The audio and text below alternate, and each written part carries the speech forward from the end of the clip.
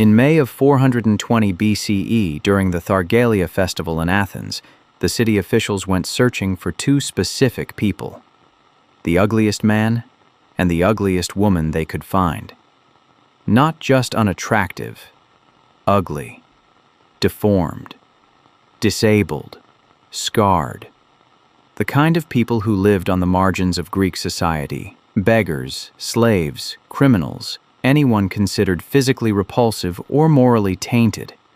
Once found, these two people were given an offer: be fed at public expense for an entire year, clothed in fine garments, treated with honor and respect.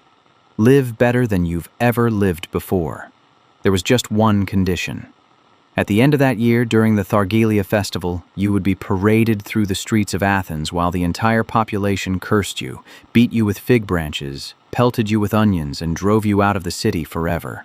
Oh, and in times of extreme crisis, plague, famine, invasion, they might just kill you instead, stone you to death, burn your body, and scatter your ashes in the sea. This person was called a Pharmakos, a scapegoat, a human vessel for all of society's sins, impurities, and bad luck. And here's what doesn't make sense. People volunteered for this. Poor people, desperate people saw this as an opportunity worth taking. How? How could being ritually beaten and exiled or killed be considered a good deal? The answer reveals something dark about ancient Greek society, and something even darker about human nature. That when you're poor enough, marginalized enough, desperate enough, even being society's human garbage disposal looks better than the alternative. This is the story of the Pharmakos, the human scapegoats of ancient Greece, and it's a story that never really ended. Let's say it's 421 BCE, and you're living in Athens. You're a beggar. You have a visible disability. Maybe you're lame or severely scarred from an accident or born with a deformity. In Greek society, your appearance isn't just unfortunate, it's a moral judgment. The Greeks believed in kalokagathia, the idea that physical beauty reflected moral goodness, and ugliness reflected moral corruption. If you were ugly or deformed, people assumed you were probably cursed by the gods, morally deficient or contaminated with miasma, spiritual pollution that could spread to others. You couldn't get regular work. People avoided you in the streets. You survived on scraps and charity. Your life was borderline starvation.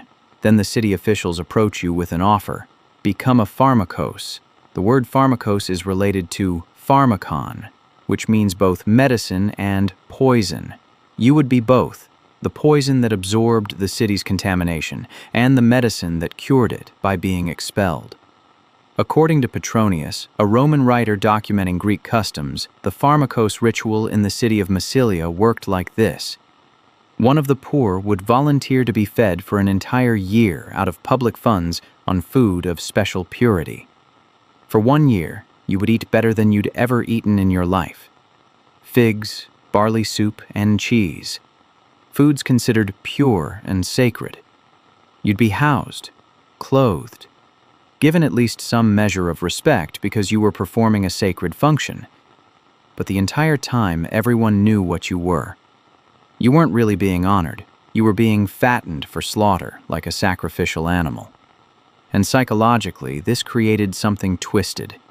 You had to be treated well enough that you absorbed the community's identity, became part of it, so that when they expelled you, they were symbolically expelling their own sins. If you were just a random stranger, it wouldn't work. The magic, the catharsis, required you to be one of them first, so they could reject you afterward. The festival of Thargelia arrived. The 6th day of the month Thargelian, roughly late May, around the time of the first harvest. This was Athens' annual purification ritual. 2 men, the ugliest that could be found, were chosen. One for the men, the other for the women.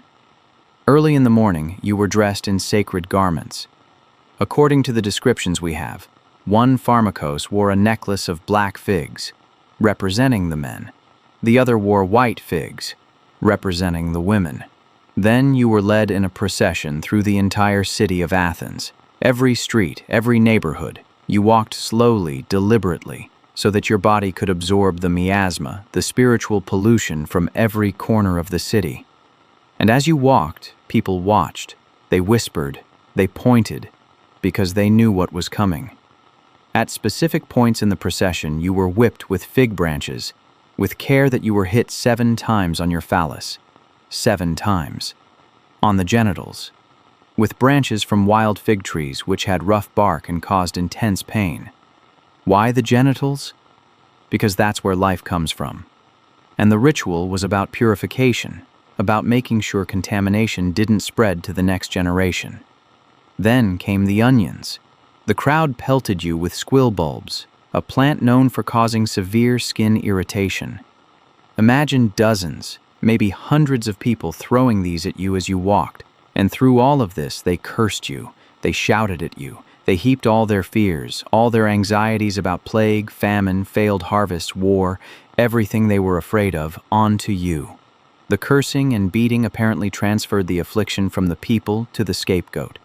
Finally, you reached the city gates, and they drove you out, beyond the boundaries of Athens, into the wilderness, alone. You were never allowed to return.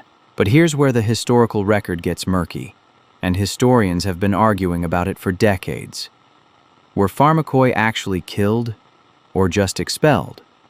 The earliest source we have is Hipponax, a 6th century BCE poet from Colophon, who described the Pharmakos ritual in his city. His version mentions beating and expulsion, but not execution. Later sources, particularly medieval commentaries, claim that Pharmakoi were sometimes stoned to death, burned, and their ashes scattered in the sea. Modern scholars are split. Some, like John Bremer, argue that actual human sacrifice was rare in classical Greece, and that Pharmakoi were probably just beaten and expelled, not killed. Others point out that in times of extreme crisis, real plagues, real famines, when people were terrified and desperate, expulsion wouldn't have felt like enough. They needed blood. There's also evidence from the city of Leucas, where criminals condemned to death were sometimes used as Pharmakoi. They were thrown from a cliff into the sea, but with birds and feathers attached to slow their fall, and boats waiting below to catch them and escort them out of the territory. So, was this execution or exile? It's ambiguous, which might be the point. The ritual needed to be violent enough to satisfy the emotional need for catharsis, but perhaps not so violent that it crossed the line into outright murder, which would create its own pollution. But here's what we know for certain. Whether you were killed or expelled, your life as you knew it was over. You had been used up and thrown away. And the cruelest part? The ritual happened every year. Every single year, Athens and other Greek cities went through this process, which means there was a constant supply of people willing or forced to become scapegoats. Here's the psychological twist that makes the Pharmakos ritual so disturbing. You started at the bottom of society, but during the ritual you moved to the top, and then crashed even further down than where you started. When you were chosen as Pharmakos, you went from being a nobody, a beggar, a criminal, a disabled person, to being the most important person in the city for that year. You were fed sacred food, clothed in sacred garments. Your body was being prepared to absorb divine pollution. In a strange way, you became holy. After being marked out as the scapegoat, he left behind his marginal status and was treated as a man of importance for a period of time. This elevation was necessary. If you remained merely a worthless beggar, expelling you wouldn't accomplish anything psychologically. The ritual worked because you were elevated first, made to represent the entire community, and then violently rejected. The French philosopher René Girard studied Pharmakos rituals extensively and argued that they served a crucial social function. They prevented uncontrolled violence within the community by channeling it toward a single victim everyone could agree to harm.